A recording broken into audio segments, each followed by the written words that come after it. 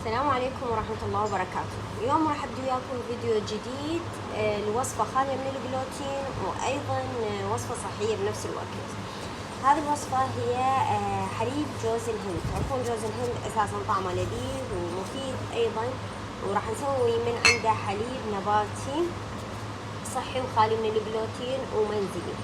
خلينا نشوف الخطوات. أول شيء هنا أنا خليت كوب من جوز الهند، مبروش جوز الهند يعني مجفف، وراح اخلي عليه كوبين تقريبا من الماء الساخن المغلي.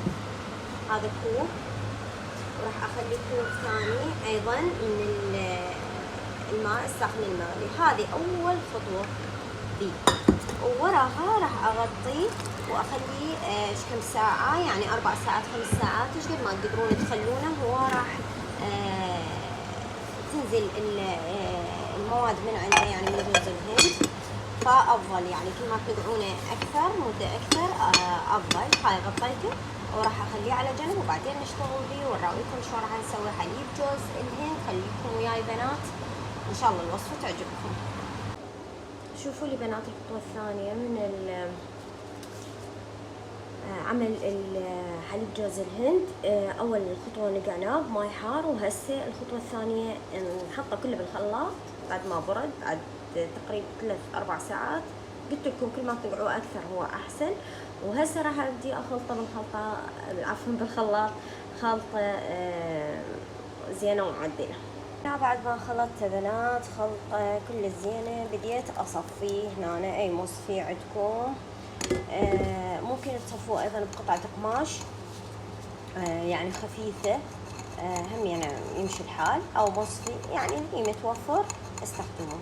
فهنا انا جاي اصفيه بالمصفي، راح اضغط عليه كلش زين حتى اصفيه كلش واخذ الكمية الثانية. هذا ما ارميه، اراويكم بعدين شنو راح نسوي بيه. بنات بعد ما تركت هذه الكاسة مالت الحليب، حليب جوز الهند بالفريز تقريبا يعني مدة كم ساعة.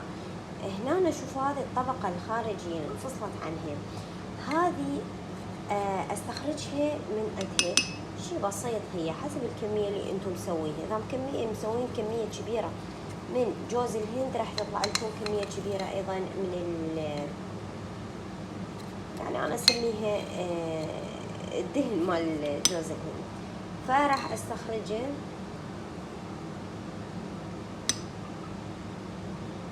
شوفوا يا بنات، هذه الطبقة اللي سحبتها من فوق الحليب مالت جوز الهند. شوفوا انا حطيتها بالثلاجة، او شوفوا شلون سكت وصارت، انا اعتبرها قشطة الصراحة، يعني تقدرون تاكلوها، طعمها جدا لذيذ.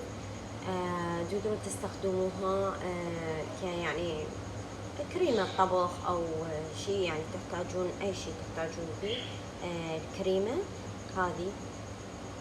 يعني هسه احنا سوينا 3 وصفات بوصفة واحدة بهالحالة. هذا ملحق للفيديو.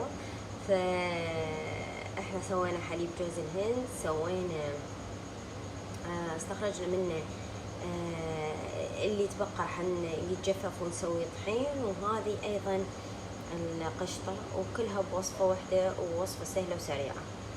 ان شاء الله تكون عجبتكم.